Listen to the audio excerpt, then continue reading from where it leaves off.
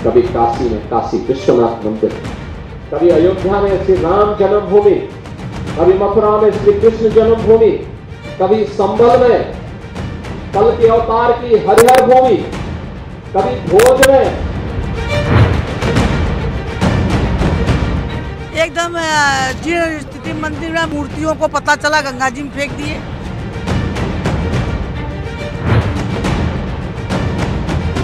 विश्व मानवता को बचाना है तो उसका एक ही मार्ग है, सनातन धर्म का सम्मान करो।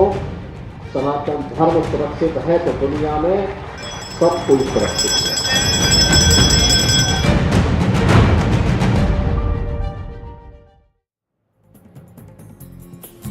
नमस्कार, वक्त मुकाबला का है। मैं हूं सिकता देव। आज हम चर्चा करेंगे यूपी की उस मुहिम पर जो संबल से लेकर बुलंदशहर और कानपुर से लेकर मुजफ्फरनगर तक चल रही है। आप समझ रहे होंगे हम बात कर रहे हैं बंद पड़े मंदिरों को खुलवाने के अभियान की। संबल में 2 मंदिर मिले तो वाराणसी में भी मंदिर मिला है। अब बुलंदशहर में एक बंद मंदिर के जीर्णोद्धार की मांग हो रही है। मुजफ्फरनगर में मुस्लिम बहुल इलाके के एक मंदिर का शुद्धिकरण किया गया है। इस मुहिम के बीच सवाल ये है कि आखिर ये मंदिर मार्ग जाएगा कहां?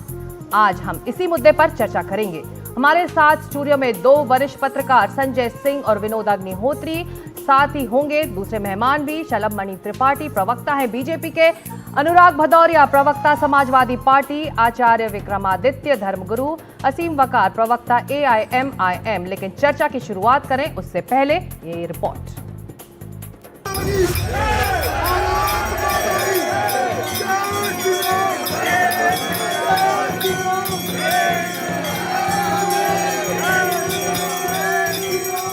और मैं बार बार इस बात को कहता हूं कि अगर विश्व मानवता को बचाना है तो उसका एक ही मार्ग है, वह है सनातन धर्म का सम्मान करो। सनातन धर्म सुरक्षित है तो दुनिया में सब कुछ सुरक्षित है।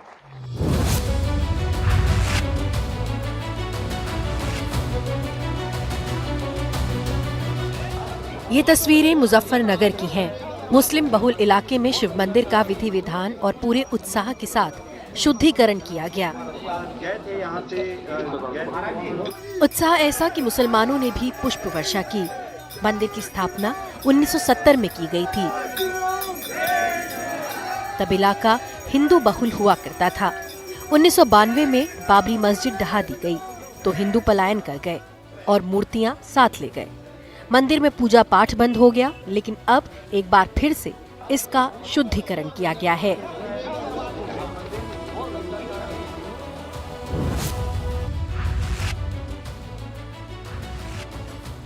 अब बुलंदशहर के खुर्जा चलते हैं।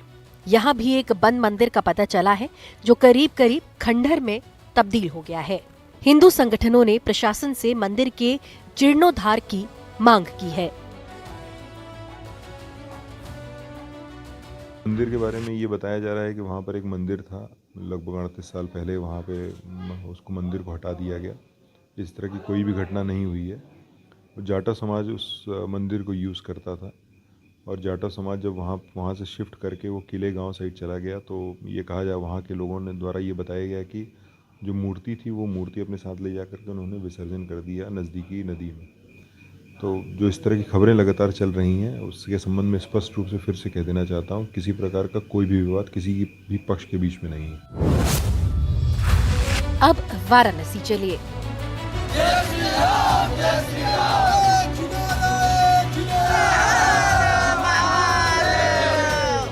विश्व हिंदू परिषद के कार्यकर्ता जल लेकर शहर के मदनपुरा इलाके में मिले 250 साल पुराने सिद्धेश्वर महादेव मंदिर की ओर बढ़े। वो जलाभिषेक करना चाहते थे, लेकिन पुलिस ने कानून व्यवस्था का हवाला देकर रोक दिया।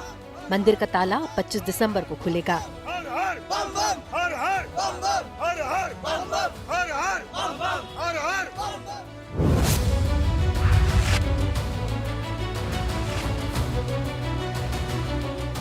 कानपुर की मेयर ने मंदिर खुलवाओ अभियान चला रखा है। पिछले 2 दिनों में वो मुस्लिम बहुल इलाके में बंद 5 मंदिरों पर पहुंच चुकी हैं और खुलवाने का दावा भी कर चुकी हैं। एकदम जीर्ण स्थिति मंदिर में किसी मंदिर मूर्ति नहीं है। एक जगह तो सब फैक्ट्री चल रही है, लेदर की और चमड़े की सब चल रही है। मंदिर है, मूर्तियों को पता चला गंगा जी में फेंक दिए। अब एक शिवाला ये है, आप देखो।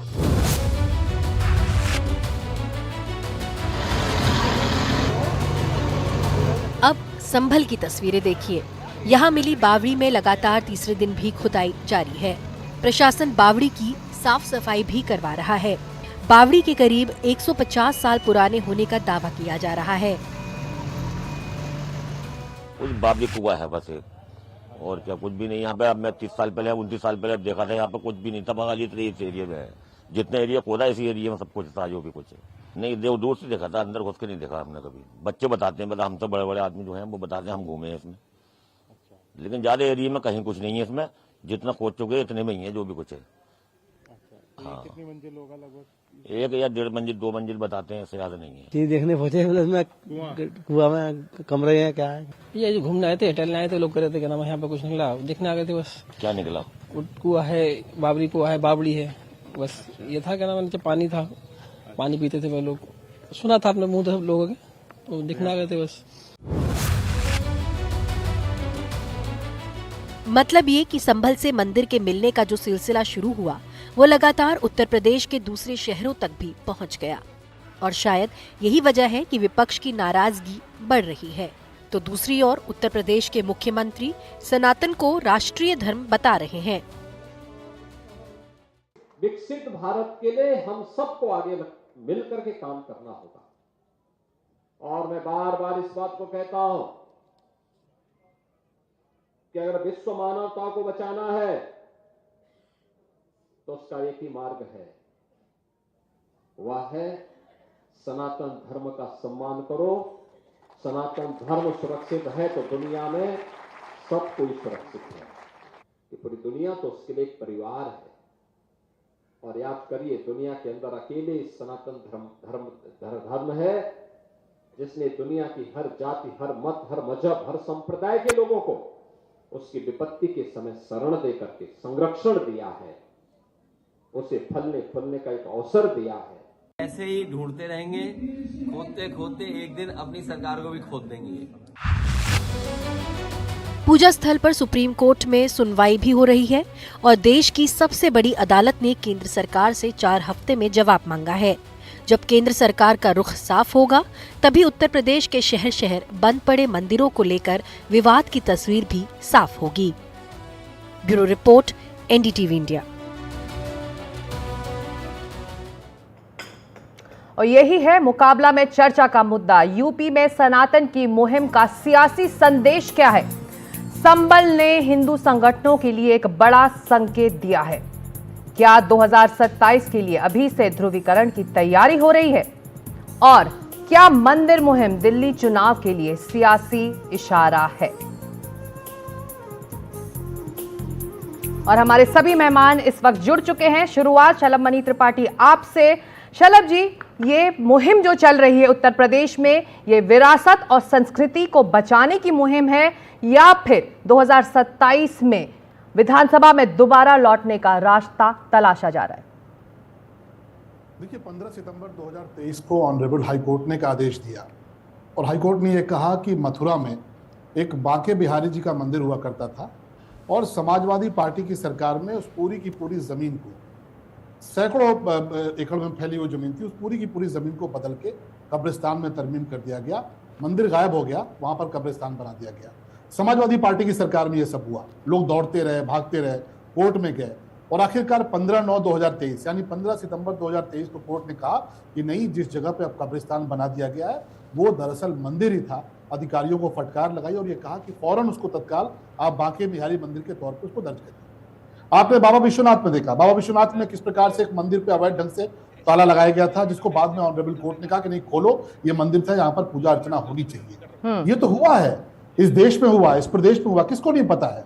2012 से लेकर 17 की सरकार जब समाजवादी पार्टी की रही है या उसके पहले जब कांग्रेस की सरकार रही है, जिस संबल को लेकर आप चर्चा कर रहे हैं, यहाँ बहुत वरिष्ठ लोग बैठे हुए हैं, जरा पूछिए ना कि 1978 में जब कांग्रेस की सरकार थी और जब वहां पर दंगे हुए, उस दंगे फसाद में क्या हुआ, डिस्ट्रिक्ट मैजिस्ट्रेट के चरणों में पड़ के लोग गिड़गिड़ाते रहे कि साहब आप कर्फ्यू लगाइए, यहाँ पर दंगे में लोगों की जानें जा रही हैं, लोगों के साथ बलात्कार हो रहा है, माताओं बहनों की इज्जत लूटी जा रही है। 1978 में वहां पे लोगों का कत्लेआम हो रहा है, लेकिन डिस्ट्रिक्ट मैजिस्ट्रेट ने मना कर दिया कि नहीं, कर्फ्यू नहीं लगाएंगे, क्योंकि हमको ऊपर से सरकार से कहा गया कि कर्फ्यू नहीं लगाना है। और 200 से ज्यादा हिंदू मारे गए, माताओं बहनों के साथ बलात्कार हुआ। आप जरा सोचिए, संभल जैसे शहर में जब इस प्रकार की घटना होगी, उसके बाद किस प्रकार का वातावरण होगा। आज तो मैं देख रहा हूं कि संभल के लोग बता रहे हैं कि दीपावली में घर के बाहर जो दिए वो लगाते थे 2017 के पहले, वो दिए नहीं रहते थे, दिए तक नहीं जल पाते थे। आप चाहिए तो आप उठा के सोशल मीडिया पे सब जगह पे उनके बयान चल रहे हैं कि दिवाली तक नहीं मना पाने की स्थिति थी। और कौन था?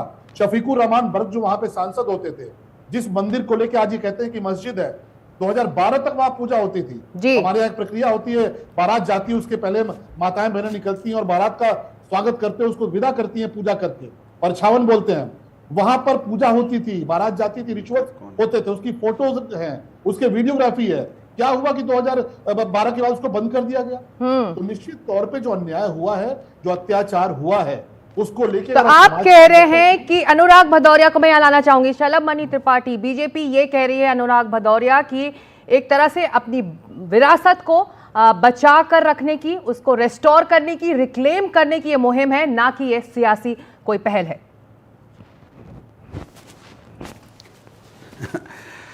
वैसे सिक्का जी, आपको भी इनकी बातों पे हंसी आ रही होगी और मुझे पूरा विश्वास है कि इन्होंने जो बोला किसी के समझ में नहीं आया होगा। सवाल यह है कि जो बातें कर रहे हैं वो ना वो खुद समझ रहे हैं, ना कोई और समझ पा रहा है, और ना उत्तर प्रदेश समझ पा रहा है।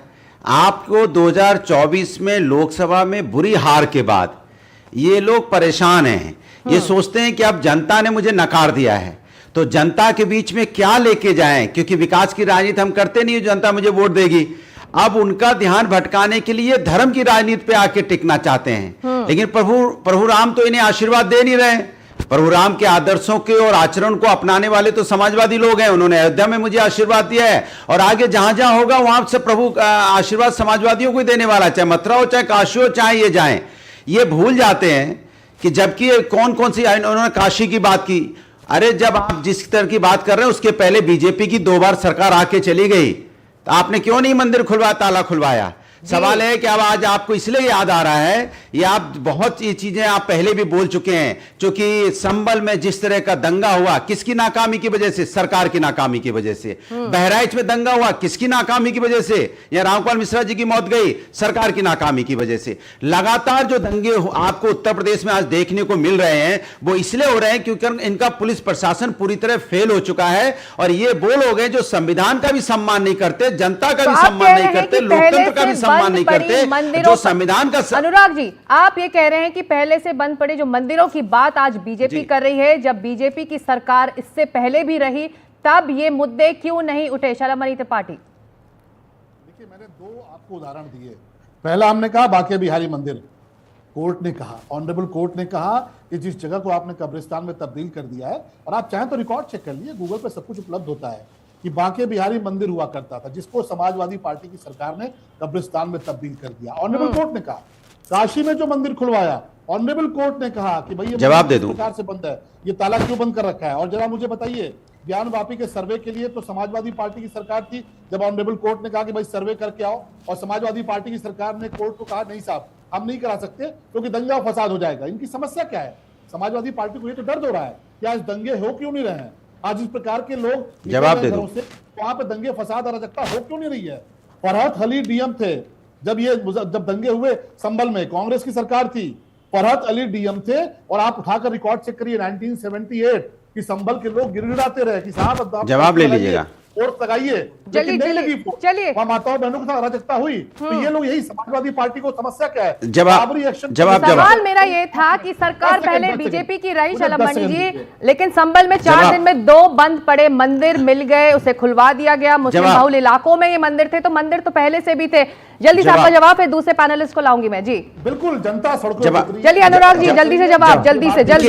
देखिए ये भारतीय जनता, देखिए भारतीय जनता पार्टी के साथ समस्या देख रही है। आप कह रहे हैं कोई दंगे क्यों नहीं हो रहे हैं? अरे आपने संभल में बेवजह संभल में दंगा हुआ कि नहीं हुआ? 4 बच्चों की मौत हुई कि नहीं हुई? आपकी नाकामी की वजह से हुआ कि नहीं हुआ? अगर आपने पूरी तरह सैनिटाइज किया होता, पुलिस सिस्टम मजबूत होता, आप सर्वे करने जा रहे थे, इतना सेंसिटिव मामला था, अगर आपने पूरी तरह से वहां सैनिटाइज और सारी व्यवस्थाएं चौकस होती तो दंगा नहीं होता ना। क्योंकि आपको, मैं आपसे सीधा सवाल है, आपका पुलिस प्रशासन फेल हो रहा है तो आप इतिहास में चले जा रहे हैं। आप लोगों के फ्यूचर की बात नहीं करते, भविष्य की बात नहीं करते, प्रेजेंट की बात नहीं करते। आज वर्तमान उनका क्या है? वर्तमान यह है कि आप उनके बारे में बात नहीं करना चाहते, युवाओं के बारे में। वर्तमान यह है कि उनके रोजगार के बारे में आप बोलना नहीं चाहते, क्योंकि आपके मुंह से निकलना नहीं है। दोषित महिलाओं के अत्याचार के बारे में नहीं बोलना चाहते, चोरी डकैती हत्या लूट मार बलात्कार जो उत्तर प्रदेश में बड़ा है उस पर बोलना नहीं चाहते। इसलिए आप राजनीति को ले जाते हो किसके नाम पे? धर्म के नाम पे। अरे आप राजनीति में धर्म लाइए, धर्म की राजनीति मत कीजिए। धर्म हमारा आस्था का विषय, राजनीतिक विषय नहीं है। कुछ आंकड़े विधानसभा में भी बन गया तो प्रोग्राम आपको कुछ आंकड़े विधानसभा में भी दिए गए हैं भदौरिया जी। आंकड़े विधान मुख्यमंत्री ने आंकड़े रखे एनसीआरबी के। एक मिनट 2017 से अब तक there has been a decrease of 97 to 99% दंगों में ये गिरावट आई है। ये आंकड़े विधानसभा में रखे गए। आपके पास मैं आऊंगी, मैं दूसरे पैनलिस्ट को भी अब जोड़ूंगी इस बहस में। आचार्य विक्रमादित्य जी, जो बात मैं बीजेपी के नेता से पूछ रही थी, आपसे पूछना चाहूंगी कि पहले भी सरकारें रहीं, पहले भी ये मंदिर रहे, बंद पड़े हुए थे, अब एक तरह से इनके जीर्णोद्धार की बात हो रही है। अलग अलग इलाकों में उत्तर प्रदेश के ये मंदिर मिल रहे हैं, उन्हें खुलवाया जा रहा है, उन्हें रेस्टोर करने की बात हो रही है। लेकिन पहले ये बातें क्यों नहीं हुई? आप तो जानते होंगे कहां कहां मंदिर थे पूरे राज्य में। देखिए, ये तो हर एक के साथ विदित है, जो जिस क्षेत्र में रह रहा है उनको पता है कि किस प्रकार से नाजायज कार्य किए गए।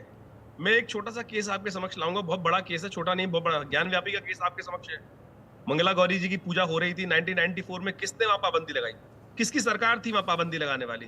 कैसे वहां पर, अगर 1991 का वर्शिप एक्ट है, उसके बाद कैसे लगातार चलती हुई 1947 से पहले से वो पूजा चलती आ रही थी? मंगला गौरी जी की पूजा का केस आपके सामने है, और किसने लगाया? यहाँ पर भदौरिया जी से पूछ लो जरा कि कौन कौन सी सरकार वो तथ्य माननीय न्यायालय के समक्ष उपस्थित कर दिए गए हैं। लेकिन इनको केवल अपनी राजनीति करनी है। जहां भी हिंदुओं की उपेक्षा हो वहां पर ये तैयार होकर खड़े हो जाते हैं और अपनी जो नेतागिरी करने के लिए उपस्थित है। इनको हिंदुओं का दर्द दिखाई नहीं देता। मुझे बताइए, क्या हिंदू वास्तविक तौर पर जो बात चल रहे हैं, कितने सालों से एक कलेश चल रहा है इस देश के अंदर? लगातार आक्रांताओं ने जिस प्रकार से इस देश के अंदर हिंदुओं के सम्मान, के स्वाभिमान को कलंकित करने का प्रयास किया, उसके लिए यदि सनातन आवाज उठा रहा है, कौन सी आवाज बिना ऐसी है कि जो संविधान के खिलाफ? मुझे बताइए ना, कोई हमने ऐसी बात करी, किसी सनातनी ऐसी बात करी कि जाकर कोई लठ लेकर, कोई तलवार लेकर कोई खड़ा हो गया हो? ये तथ्य सामने है। संभल का केस तो ऐसा है कि वास्तविक तौर पे समझ में आना चाहिए कि हमको 1991 के 90 के अंदर कश्मीर में क्या हुआ ये पता था, लेकिन 1978 पर आचार्य जी, संभल का केस अगर हम मान भी लेते हैं, उसमें तथ्य हैं, फैक्ट्स हैं, तो फिर जो बाकी इलाकों में अब मंदिर खुलवाए जा रहे हैं, बावड़ियों की खुदाई हो रही है, कुएं मिल रहे हैं, ये क्या मुहिम है? क्यों, दिक्कत क्या है? मुझे बताइए ना। जो गलत हुआ है, अगर किसी ने घर पे कब्जा करके बैठा है, मुझे बताइए ना। माननीय सर्वोच्च न्यायालय ने कहा कि आप बिल्कुल किसी मस्जिद की, कोई गया मस्जिद के अंदर, अगर किसी ने अपने घर के बावड़ी के ऊपर, कुएं के ऊपर, कूप हमारे यहाँ तीर्थ स्थल है, और संभल के अंदर करीब करीब 19 कूपों का वर्णन आता है, करीब करीब 68 तीर्थ स्थलों का वर्णन आता है, और उन समस्त तीर्थ स्थलों पर कोई नाजायज कब्जा करके अपना मकान बना लेता है, और सरकार को आज पता चलता है। मैं बताइए, अगर आप टीवी एंकर हैं, आप किसी के घर पर नाजायज कब्जा करके बैठ जाए, किसी मंदिर के ऊपर कब्जा करके बैठ जाए, या किसी मस्जिद के ऊपर कब्जा करके बैठे हो, और सरकार को पता चले, पुलिस में जाके कोई कंप्लेंट दे, तो पुलिस आपके घर पे आएगी नहीं आएगी? जांच करने की बात करेगी नहीं करेगी? कौन सी नाजायज काम हो रहा है? एक बार बता दीजिए, कौन सा नाजायज काम हो रहा है? कोई भी गलत काम नहीं हो रहा। चलिए, असीम वकार जी, आप सुन रहे हैं आचार्य विक्रमादित्य को। उन्होंने कहा कि कोई भी गलत काम नहीं हो रहा, गैर वाजिब काम नहीं हो रहा है। क्या अपनी विरासत को बचाना, उसको संरक्षण देना सियासी मुद्दा है? भाई, ये तो आप मोहन भागवत जी को समझाइए जाकर, जिन्होंने ये कहा है कि बहुत छोटे छोटे से, तुच्छ से नेता बड़ा बनने के लिए और गैर हिंदुओं का नेता बनने के लिए मस्जिदों में मंदिर ढूंढ रहे हैं। ये गलत बात का प्रयोग कर रहे हैं आप, गलत शब्दावली का प्रयोग कर रहे हैं। इस देश के अंदर हर व्यक्ति मानव बराबर है, और उसको छोटा बड़ा, आप लोगों के तो नेता ऐसे थे जो न्यायालय को भी छोटा बड़ा कह रहे थे। असीम जी को अपनी बात रखने दीजिए, असीम जी को अपनी बात रखने दीजिए। आचार्य जी, छोटी कोर्ट भी छोटी बड़ी कर दी। आचार्य जी, असीम वकार को बात रखने दीजिए। जी असीम, ये जाकर मोहन भागवत जी को समझाइए, मुझे मत समझाइए विक्रमादत्त, ये मोहन भागवत जी को समझाइए। उन्होंने कहा है कि गैर हिंदू जो हिंदू ही नहीं है वो हिंदुओं का नेता बनने के लिए मस्जिदों में मंदिर ढूंढ रहे हैं और जाके सर्वे की आदेश लेकर आते हैं। ऐसी बात जो बोल रहे हैं आप, मैंने नहीं सुना, आपने सुनी हो, आपने अपने मन से बना ली बात, तो हमने तो किसी ने नहीं सुनी। यहाँ बैठा हुआ कोई पैनलिस्ट बता दे कि इसकी शब्द अपनी बात तो रख लें आचार्य जी, वो अपनी बात तो रख लें, फिर आप जवाब दीजिएगा। मारिया जी, बड़ी गुजारिश के साथ कह रहा हूं कि मुझे जब बुलाया कीजिए तो नेताओं को बुलाया कीजिए और ब्रिलियंट लोगों को बुलाया कीजिए, इतने उतावले लोगों को मत बुलाया कीजिए। ये जो उतावले हैं, बहुत जल्दबाजी में हैं, ये इनको बहुत जल्दी है आगे बढ़ने की। जी जी, सिकता बोल रही हूँ मैं और आपको मौका दे रही हूँ, बोलिए बोलिए। सिखा दिया कीजिए। सिकता हूँ मैं और बोलिए आप जी, अपनी बात रखिए। देखिए, पूरे देश में, मैं तो कह रहा हूं पूरे देश में सरकारों को चाहिए कि सारा बजट मिलिट्री का, स्वास्थ्य का, एजुकेशन का सब हटाकर कुएं खोदने पे लगा दीजिए और हर शहर में, हर गली में कुआं खोदिए और खोदते रहिए कुआं। युवाओं को कम से कम इसी में नौकरी दे दीजिएगा। चलिए, ये तो लगे हुए हैं। बिल्कुल बिल्कुल। संजय जी, ये बताइए कि ये तो अब तो आपने सब जितने ठेकेदार हैं तो लगे हुए काम धंधे पर। चलिए, मुद्दे की बात बीजेपी नहीं कर रही, राज्य सरकार की, आप कह रहे हैं। आपकी बात समझ गए वकार साहब। और भी दो पैनलिस्ट, वरिष्ठ पत्रकार इस वक्त हमारे साथ हैं स्टूडियो में। संविधान बिल्कुल बिल्कुल, आप कह रहे हैं कि ये मुद्दा नहीं है इस राज्य के लिए, लेकिन ये मुद्दा बना रही है बीजेपी। मंदिर मार्ग उत्तर प्रदेश में कहां जा रहा है संजय? देखिए, मंदिर मार्ग तो जहां जा रहा है वहां अगले चुनाव में हमें पता चल जाएगा। एक चुनाव आएगा, फिर उसके बाद दूसरा चुनाव आएगा। उस चुनाव में भी समय है, तो इसलिए अभी से प्रेडिक्ट करना थोड़ा मुश्किल होगा। लेकिन एक मोमेंटम होता है किसी चीज़ का। दो तीन चीज़ें हैं। एक सवाल जो आप उनसे पूछ रही थी सलम मनी से, और जो अनुराग भदौरिया कह रहे थे, मेरी समझ से उसका कारण ये हो सकता है। देखिए, ये भी इशू कब हुआ, जब योगी 12वें साल में अपने मतलब उसमें आ गए हैं, या सॉरी 7वें साल में आ गए, तो तब ये मुद्दा आ रहा है। तो दो शॉर्ट टर्म सरकारें थी, उसमें भी किसी के सहयोग से काफ़ी समय चली, तो इस तरह के मुद्दे वो नहीं हो सकते थे। बचते बचाते हुए मतलब सरकार वो चल गए। दूसरी चीज़ ये है कि इसमें तीन चार चीज़ें एक साथ मिक्स हो रही हैं। एक तो चीज़ है जो जेन्युइनली हेरिटेज का चीज़ है, जो आर्कियोलॉजिकल सर्वे ऑफ इंडिया का जो चीज़ हो सकता है, जैसे ये बावरी है। और एक उस समस्या को शायद इस तरह से भी देख सकते हैं कि अतिक्रमण जो है, लोग अपने उन चीज़ों को ढक करके अपना घर बना लिया, किसी ने अपनी ज़मीन कह करके बेच दिया, और सरकार में जो भी लोअर लेवल पे या अपर लेवल पे करप्शन था, उसके साथ मिली भगत में आपने इस तरह की चीज़ जो आपकी एक सांस्कृतिक धरोहर है, पूरा का पूरा यूरोप इसी पे चल रहा है। मतलब इसी की कमाई आधी वो खा रहे हैं, जो कि कोई भी ये है हमारा पुराना स्थल, आइए यहाँ इतने का टिकट लीजिए और जाकर के देखिए। और हिंदुस्तान के लोग ही बड़े चाव से जाकर के देखते हैं और अच्छी अच्छी बातें उसके बारे में करते हैं। तो एक इशू वो है जो आपका, उसके साथ मतलब आप कल्चरल हेरिटेज को भी जोड़ दीजिए, बाकी चीज़ आर्कियोलॉजिकल उसको जोड़ दीजिए। दूसरा इशू है मंदिर मस्जिद का, जैसे संभल में शुरू हुआ। वो इशू कॉम्प्लिकेटेड है, जिसके बारे में उन्होंने, वसीम अकार साहब ने, मोहन भागवत का, हालांकि उन्होंने अपनी शब्दावली में कहा, शब्दावली वो नहीं थी।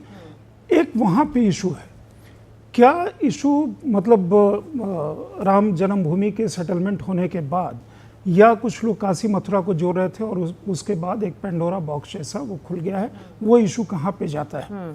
तीसरा है कि मान लीजिए कोई पुराना मंदिर था कहीं और वो मंदिर किसी तरह के कब्जे में आ गया, या वो वहाँ से लोग पलायन कर गए और उसका स्वरूप नहीं बदला है, तो कोई जाकर के वहाँ फिर से पूजा अर्चना कर रहा है, तो उसमें कोई मतलब इशू नहीं है। हाँ, पब्लिक मोबिलाइजेशन का इशू है, उसमें एक तरह का पॉलिटिकल लाभांश कोई देख सकता है, वो एक इशू है।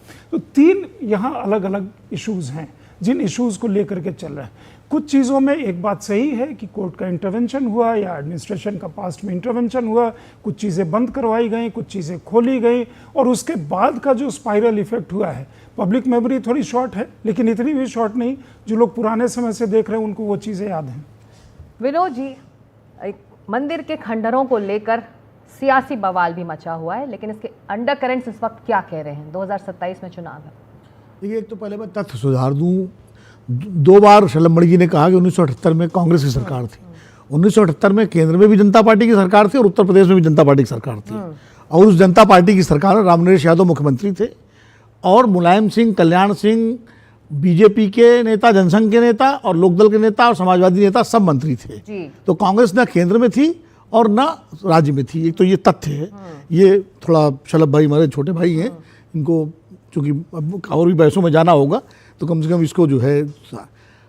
दूसरी बात ये है कि जो अभी संजय जी ने बहुत विस्तार से कहा कि इसके 3 पक्ष हैं और मैं सहमत हूँ इनकी। एक तो अजमेर शरीफ का जैसे मसला आ गया, जामा मस्जिद का आ गया या संभल मस्जिद का आ गया, वो एक तो वो मसला है। दूसरा बावड़ियाँ और तमाम सारे कुएँ। देखिए अभी आप दिल्ली का सर्वे करा लीजिए, दिल्ली में इतनी बावड़ियाँ थी, इतने कुएँ थे, सब पे कब्जे हो गए। और जरूरी नहीं कि हर जगह कब्जे मुसलमानों ने किए हों, जिसका जहाँ मौका लगा उसे कब्जे किए पूरे देश में। प्राचीन तुगलकाबाद का जो किला है वो तो आधे से ज़्यादा मतलब वो कब्जों में ही चला गया। ये तो यही है। एएसआई के पास संसाधन नहीं है कि सबकी रख रखाव कर सके। सौंप तो दिया जाता है ना, उसके पास बजट है ना उसके पास वो है। तो वो एक तो वो समस्या वो है कि जो हमारी ऐतिहासिक सांस्कृतिक धरोहरें हैं उनका संरक्षण और सुरक्षा कैसे हो, उस दृष्टि से किसी को कोई विरोध नहीं होना चाहिए। अगर प्रशासन कहीं कोई कुआं, कहीं कोई मंदिर, कहीं कोई बावड़ी, कहीं कोई भोजशाला जिस पे कब्जा है, किसी का भी कब्जा हो, किसी धर्म किसी व्यक्ति का हो, उसको अगर खाली खुदवा रही है, पता लगा तो ठीक है, इसमें क्या दिक्कत है। हाँ, जो विवादास्पद मामले जिसपे मोहन भागवत जी ने कहा या जो सैकड़ों साल से मान लीजिए वहाँ मस्जिद बनी हुई है उसके अंदर उनका शिवलिंग क्यों खोजना, वो मामले थोड़े से अलग तरह के हैं। लेकिन ये मंदिर मस्जिद ऐसा हो गया है कि इससे ध्रुवीकरण की राजनीति को बड़ा बल मिलता है और ये ध्रुवीकरण हर तरफ से होता है। और जब ध्रुवीकरण की राजनीति, चुनाव जो होता है वो ध्रुवीकरण पर ही चलता है आज की तारीख में। और 2027 में अभी समय है, वैसे 2024 खत्म होने वाला है, 2 साल के आसपास हैं अभी उसमें, लेकिन फिर भी तैयारी तो होगी दोनों तरफ से। उधर अखिलेश यादव का पीडीए चल रहा है, इधर ये मंदिर का मामला चल रहा है, कटेंगे तो बटेंगे, बटेंगे तो कटेंगे, या एक है सेफ है। तो ये 2 नैरेटिव चलेंगे उत्तर प्रदेश में। मंदिर के जरिए बटेंगे कटेंगे के चलेगा और पीडीए के जरिए चलेगा सामाजिक न्याय का जो अखिलेश यादव का है। तो इन 2 नैरेटिव्स के बीच में 2027 का चुनाव होगा। अब किसका नैरेटिव भारी पड़ता है ये तो चुनाव के बाद पता लगेगा, लेकिन कुल मिला के उत्तर प्रदेश की राजनीति इसी तरफ जा रही है। और जिस तरह शहर शहर और गली गली नगर नगर डगर डगर मंदिर और भोजशाला खोजी जा रही है, नैरेटिव की बात कर रहे हैं, उसका रिजल्ट 2024 के लोकसभा चुनावों में उत्तर प्रदेश से खास तौर पर देखने को मिला। पीडीए का फॉर्मूला अखिलेश यादव का, शलभमणि त्रिपाठी कामयाब रहा और बेहतरीन नतीजे समाजवादी पार्टी के लिए आए। तो एक तरह से अब ये जो रिक्लेम करने की कोशिश है विरासत की, सांस्कृतिक धरोहर की, धार्मिक धरोहर की, उसको पीडीए फॉर्मूले के सामने रखा जा रहा है। This versus this. देखिए, कुछ देर पहले अनुराग भदौरिया जी ने भी कहा और आपने भी कहा कि चुनाव में हार। मैं तो पूछता हूं कि देश में सरकार किसकी, आप जरा मुझे बताइए। देश में प्रधानमंत्री कौन है ये बताइए। उत्तर प्रदेश की बात कर रहे हैं, देश की बात नहीं कर रहे। उत्तर प्रदेश, अभी आपने उसी बात को रिपीट किया कि चुनाव में हार जी। तो चुनाव में हार कहाँ, ठीक है, नहीं हार नहीं कहा मैंने, नतीजे कहा, नतीजे, हार नहीं कहा। आपने कहा उसके पहले अनुराग भदौरिया ने कहा कि चुनाव में हार। तो तीसरी बात, इस देश के प्रधानमंत्री मोदी जी हैं। और दूसरी बात कि जिनको ये लगता है कि नहीं साहब ये बड़ा गलत हो रहा है, तो जरा इनसे पूछिए ना कि बाबरी एक्शन कमेटी के चेयरमैन जफर याब जिलानी होते थे। जफर याब जिलानी बाबरी मस्जिद का केस लड़ते थे और समाजवादी पार्टी की सरकार ने उनको बाकायदे राज्य मंत्री का दर्जा दे रखा था, पैसे दे रखे थे, गाड़ी दे रखा था, बंगला दे रखा था, कार्यालय दे रखा था इस बात के लिए कि आप बाबरी मस्जिद का केस लड़िए। आतंकवादी जो कि हमले करते थे धर्मस्थलों पर, काशी पे, मथुरा पर, अयोध्या में, उन आतंकवादियों से मुकदमे वापस लिए गए, ये कहते हुए समाजवादी पार्टी की सरकार में ये तो भटके हुए लोग थे, बेगुनाह थे। बाद में ऑनरेबल हाई कोर्ट ने कहा कि सिर्फ मुकदमे क्यों वापस ले रहे हो, आप इनको पद्म विभूषण दे दीजिए। तो इस प्रकार की जिन्होंने राजनीति की है उनकी सरकारों में क्या हुआ है। और राम नरेश यादव जी बाद में कांग्रेस पार्टी में गए कि नहीं गए, कांग्रेस पार्टी में वो संबद्ध हुए कि नहीं हुए, तो किस प्रकार की मानसिकता रही है ये सबको पता है। नहीं, मेरा सवाल है, पीडीए फॉर्मूले का तोड़ ढूंढ रही है बीजेपी क्या? कोई फॉर्मूला ही नहीं है इनका। फॉर्मूला अगर पीडीए होता तो जरा पूछे ना कि बाबा साहब भीमराव अंबेडकर जी के नाम पर कन्नौज में मेडिकल कॉलेज था, क्यों बदल दिया? इसी संभल का नाम बाबा साहब भीमराव अंबेडकर जी के नाम पर था, वो क्यों बदल दिया? लखनऊ में काशीराम जी के नाम पे पार्क बना, उस पर रातों रात काली क्यों पोत दी गई? और आजम खान ने जो बयान दिया इनकी सरकारों में कि अंबेडकर साहब के नाम पे तो जमीनें कब्जा की जाती हैं, तो ये देखिए इस देश के दलित हो, पिछड़े हो, सब जानते हैं ये एक परिवार की पार्टी, समाजवादी पार्टी या कांग्रेस, उनकी काट करने की आवश्यकता नहीं है। अब इसके चलते चलिए, तो आप पीटी का काट नहीं ढूंढ रहे हैं, आप धरोहर को बचा रहे हैं, विरासत को बचाया जा रहा है। जनता बचा रही है, जनता बचा रही है, बिल्कुल जनता लगी हुई है। अनुराग भदौरिया, ये भी हकीकत है कि जब भी किसी इलाके में दंगे होते हैं तो जो वहां का जो लोकल अल्पसंख्यक समाज होता है वो पलायन करता है। ऐसे में जो अराजक तत्व उस इलाके के होते हैं वो अबैंडन्ड प्रॉपर्टीज पर अपना कब्जा कर लेते हैं। तो ऐसे में हिंदू मुस्लिम करना वाकई राजनीति है, और राजनीति दोनों तरफ से हो रही है और आपकी तरफ से भी हो रही है। नहीं, दोनों तरफ से नहीं हो रही, एक ही तरफ से हो रही है राजनीति। तो एक ही तरफ, हम तो विकास की राजनीति करते हैं, ये राजनीति कर रहे हैं कैसे हम डिवाइड एंड रूल कर लें, कैसे नफरत की राजनीति कर लें। इनसे आपने पीडीए की बात की ना, तो पीडीए का काट खोज रहे हैं। ये पीडीए में संविधान का सम्मान करने वाले लोग हैं। ये पिछड़ा, दलित, अल्पसंख्यक, पिछड़ा, दलित, अल्पसंख्यक। अरे मैं सुन तो लीजिए, अरे सुन लीजिए ना, मैंने सुन लिया सवाल, कितनी बार रिपीट करेंगे आप? मुझे डिस्टर्ब कर रहे हैं आप, मैं जब बोल रहा हूं तो। मैंने पीडीए का इन्होंने काट क्या खोजा पता आपको? पीडीए की काट खोजी है नफरत। पीडीए तो जोड़ने की बात कर रहा है, पिछड़ा, दलित, अल्पसंख्यक, पिछड़े अगड़े, आधी आबादी, सबको जोड़ के आगे बढ़ाना है, समाज को आगे बढ़ाना है, उत्तर प्रदेश हिंदुस्तान को आगे बढ़ाना है। आगे नहीं बढ़ाना है, ये नफरत की राजनीति से पीछे लाना चाहते हैं, ये इनकी काट है। अरे काट खोजनी थी तो खोजते, लोगों को यहाँ पीडीए के लोगों को रोजगार देके। काट खोजनी थी तो समाज में उन्नति की बात करते, समाजवादियों ने किया मेडिकल कॉलेज बना के, समाजवादियों ने किया एक्सप्रेस वे बना के। काट खोजनी है तो जैसे हमने स्टेडियम बनाया वैसे आप बनाते, हमने लैपटॉप दिया वैसे आप लैपटॉप देते, हमने हर डिस्ट्रिक्ट को 4 लाइन से जोड़ा है, आप भी 4 लाइन से हर डिस्ट्रिक्ट को जोड़ते, हमने समाजवादी पेंशन दी आप ही देते, मेट्रो हमने चलाई आप भी चलाते, 1090 हमने महिला समस्या के समाधान के लिए बनाया आप बनाते, 100 डायल हमने पुलिस सिस्टम के लिए बनाया था मजबूत करने के लिए, आपने 112 कर दिया। आप हमारी तरह एम्बुलेंस हमने 108 चलाया था, गांव गांव घर घर तक अगर कोई बीमार है 108 में आप डायल करो, एम्बुलेंस आपके दरवाजे पे होगा। हमने बच्चों को आगे बढ़ने के लिए किस तरह से उनको पैरों पे खड़े करें, हमने सिंचाई मुफ्त की थी, हमने पढ़ाई मुफ्त की थी। आपको कम से कम बच्चों को समाज को आगे बढ़ाने के लिए काट खोजिए ना। ये कौन सी काट हो गई कि बटोगे तो बिल्कुल आप कह रहे हैं कि बीजेपी के पास मुद्दे नहीं है तो ये बात हो रही है। अनुराग जी, इस वक्त मेरे साथ स्टूडियो में 2 वरिष्ठ पत्रकार हैं। संजय जी, आप सत्ता पक्ष से या विपक्ष से इस वक्त सवाल पूछना चाहेंगे? चूंकि अनुराग जी ने खत्म किया, उन्होंने बहुत लंबी चौड़ी लिस्ट बताई कि उन्होंने विकास के इतने काम किए। उसके बाद 2 चुनाव हो गए, तो लोगों ने, जो उत्तर प्रदेश के लोग हैं, उन्होंने विकास की रिपोर्ट कार्ड पे वर्डिक्ट अपना दे दिया। तो इसलिए अभी गिनाने का वो फायदा नहीं है, मुझे लगता है, मेरी समझ से उसका फायदा नहीं है, क्योंकि जो उन्होंने कहा वो मतलब लोगों ने अपना ओपिनियन बनाया और उस पर वर्डिक्ट दे दिया। इशू ये है कि जब एक हम पक्ष सुनते हैं कि जब भी इस तरह की 43 सीटें आई हैं, सवाल 43 आप कैसे कह रहे हो कि विधानसभा, अनुराग जी, विधानसभा के 2 चुनाव हो गए, पंचायत के चुनाव हो गए, अर्बन बॉडीज के चुनाव, अभी लोकसभा का चुनाव हुआ, हम 43 सीट के आए हैं। अनुराग जी थोड़ा सा सुन लीजिए। अनुराग जी, तीसरे नंबर की उत्तर प्रदेश की जनता ने, इसलिए उत्तर प्रदेश की जनता को मैं सैल्यूट करता हूँ। यही उत्तर प्रदेश की जनता है जिसने हमें देश की तीसरी नंबर की पार्टी बनाया है, 37 प्लस और आप बात कर रहे हो कि हमें जनता ने हराया। अरे जनता का 2017 और 22 के पहले प्रदेश का भी मिला। अनुराग जी, 17 और 22 के पहले प्रदेश में आपकी सरकार थी, आप अभी विधानसभा के चुनाव में पड़े हुए हैं। अब मैं अब आप कमाल कर रहे हैं। लोगों ने यहाँ जो स्टेट में आपके काम का, स्टेट में रूल करने के लिए वर्डिक्ट दिया, आप स्टेट में रूल करेंगे कि नहीं करेंगे उसके लिए वर्डिक्ट दिया। अगर आप 24 की बात करेंगे तो उसके बाद बाई इलेक्शन भी अभी हुए हैं, बाई इलेक्शन भी इसका जवाब देंगे आप? इलेक्शन भी हुए हैं, हर चीज में इतने उतावले होकर काउंटर मत कीजिए। चला मनी जी, आपका जवाब? अभी बाई इलेक्शन काउंटर तो मैं एकदम सही कर रहा हूँ। अरे सुनो, अभी बाई इलेक्शन हुआ 9 में 7 बाई इलेक्शन, कौन से बाई इलेक्शन की बात कर रहे हैं?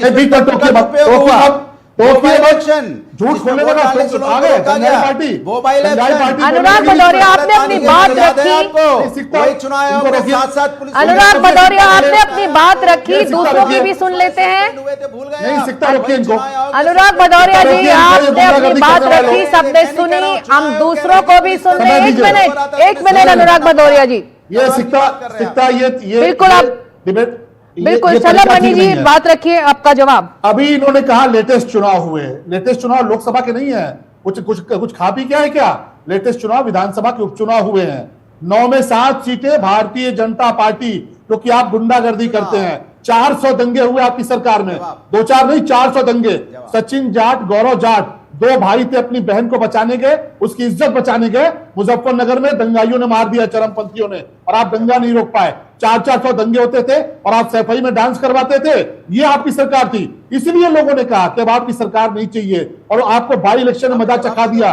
कटहरी हारे आप किस प्रकार से मुरादाबाद हारे, और बड़ी मुश्किल से 2 सीटें आपने कितने कम मार्जिन से चुनाव जीता वो आपने देखा है, क्योंकि उत्तर प्रदेश की जनता जानती है कि आप टीवी डिबेट में भी गुंडागर्दी करते हो, सड़क पे भी गुंडागर्दी करते हो। चलिए इस तरह की भाषा हम नहीं इस्तेमाल करेंगे। चलो मनी जी, विनोद जी, आपका किससे सवाल है? जवाब 2 वरिष्ठ पत्रकार भी हैं, वो भी आपसे पूछना चाहते हैं। अनुराग जी प्लीज आप थोड़ा सा वेट करिए। तो अनुराग जी से संजय जी ने सवाल पूछा था, तो मैं शलभ भाई से सवाल। अरे जवाब 2 सेकंड का है, 2 सेकंड का ज्यादा नहीं है। अरे अनुराग जी सबसे ज्यादा आप ही बोलेंगे, 2 सेकंड का जवाब सबसे ज्यादा आप ही बोलेंगे क्या? और भी लोग हैं बोलने के लिए डिबेट में? कहा सैफई जाना जाता है मेडिकल कॉलेज से, सैफई जाना जाता है मेडिकल कॉलेज से, जहां गरीबों का इलाज होता है, मेडिकल कॉलेज। आप दोनों साथ बोलते रहेंगे। सैफई जाना जाता है किस तरह से, अंसारी को आपने मसीहा बना दिया।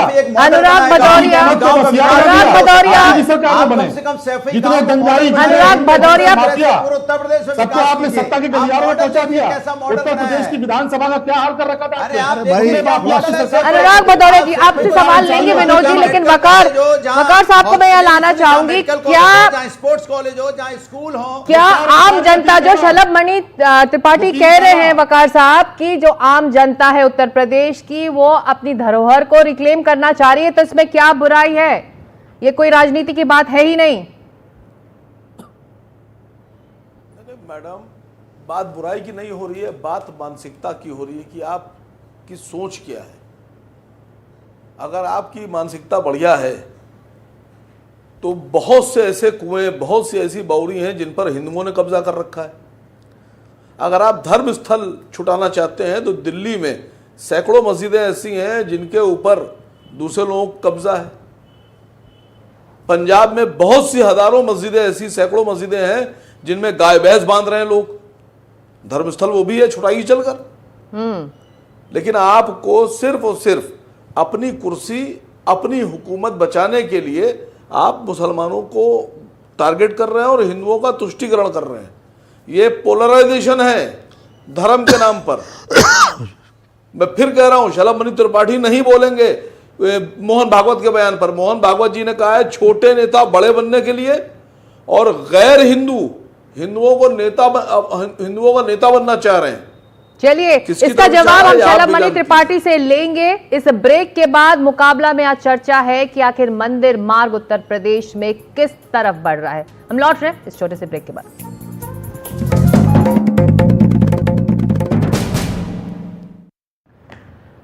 मुकाबला में आज चर्चा का मुद्दा विरासत बनाम सियासत की लड़ाई किस तरफ बढ़ रही है। और ब्रेक से पहले हम वकार साहब को सुन रहे थे, जिसका जवाब शलभ मणि त्रिपाठी आपको देना था। लेकिन उस जवाब से पहले मेरा भी एक छोटा सा सवाल, क्या मंदिर मुहिम दिल्ली चुनावों के लिए सियासी एक इशारा भी है?